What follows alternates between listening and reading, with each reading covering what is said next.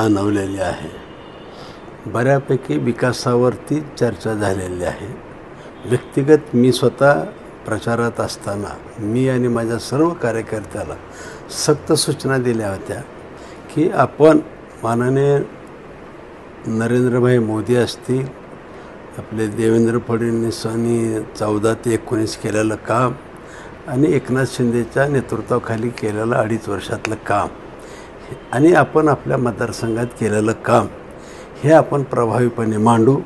आपल्यावरती कुणी कोणत्याही स्तरावरती टीका टिप्पणी केली तर आपण त्याला प्रत्युत्तर कुणीही देऊ नका. आत्ता काम हे उत्तर असतं आणि म्हणून आमच्या सर्वच कार्यकर्त्यांनी कोणावर टीका टिप्पणी न करता आम्ही आमच्या भागामध्ये म्हणजे मतदारसंघामध्ये केलेली कामं, भविष्यात करावयाची कामं आणि त्याच्यामुळे मला असं वाटतं की नागरिकांनी त्याला खूप चांगला प्रतिसाद दिलेला आहे असं मला वाटतं.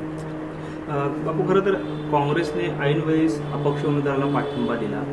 कुठेतरी महाविकास आघाडीमध्ये जे आहे ती बिघाडी होती आणि त्याचा फायदा आपल्याला झाला का किंवा होईल किंवा काय वाटतं? माझं असं मत आहे की काँग्रेसची विश्वासार्हता थोडीशी हळूहळू कमी होत चाललेली आहे.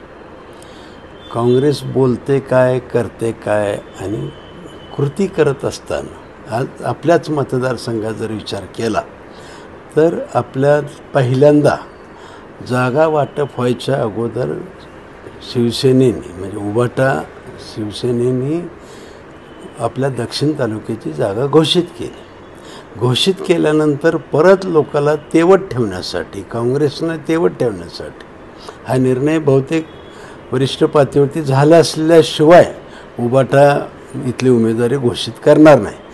आणि मग घोषित केल्यानंतर सुद्धा केवळ काँग्रेसच्या लोकांनी नादी लावायचं, कार्यकर्त्याला शेवटपर्यंत तेवत ठेवायचं.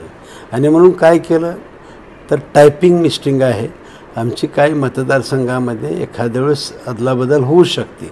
अशा ह्याच्यात परत काँग्रेसला असं वाटलं, काही नेत्या लोकांना वाटलं की ही जागा आपल्याला सुटते ना आपण.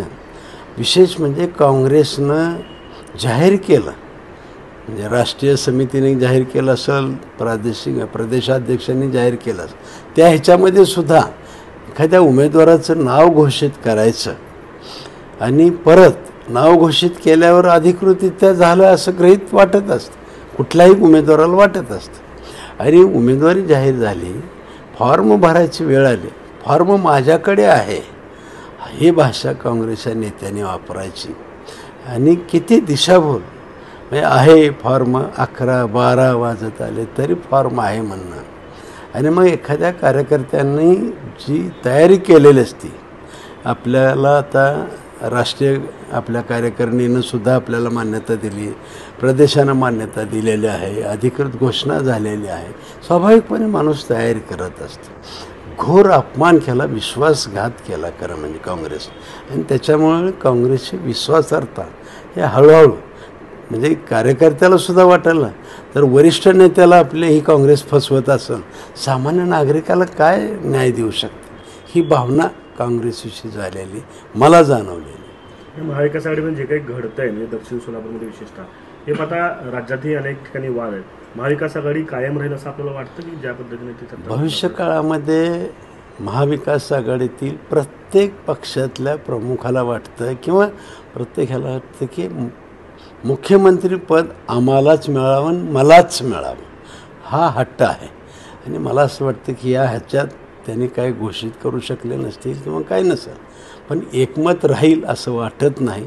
आणि भविष्यात जे या पद्धतीनं काल आपल्या सोलापूरला घडलं, हे काँग्रेसच्या नेत्यांनी पाठिंबा काळादी साहेबाला दिला आणि त्याच्यानंतर ज्या उभाटाच्या प्रतिक्रिया वाटल्या, हे टिकण्याची लक्षणं वाटत नाहीत मला. महाविकास आघाडी टिकेल असं वाटत नाही एकंदरीत. तेच सांगायला ज्या घटनाक्रम घडत चाललेल्या आहेत, राज्यभरात घडलेल्या घटनासुद्धा आज आपली पंढरपूरची जागासुद्धा खरं म्हणजे प्रणिती शिंदे यांनी बालकींना दिली होती, परत तिथं राष्ट्रवादी शरद पवार गटाने दुसऱ्याला दिली. म्हणजे काय चाललेलं आहे काय म्हणजे. आणि ही विश्वासार्हता कशी टिकवायची आणि ही टिकू शकत नाही, राज्याला नेतृत्व देऊ शकणार नाही. मैत्रीपूर्ण लढत म्हणतात त्यांनी त्याला. काय काय कसली मैत्रीपूर्ण लढत आणि काय. काल अनेक सर्वे आले, अनेक एक्झिट पोल आले, त्यानुसार असं दिसतंय की कुणाही एकाच्या हातात सत्ता जाणार नाही आहे. अपक्ष जे आहेत ते त्याच्यावर भारी पडतील, जसं 95च्या सरकारमध्ये झालं किंवा 95च्या काळात झालं.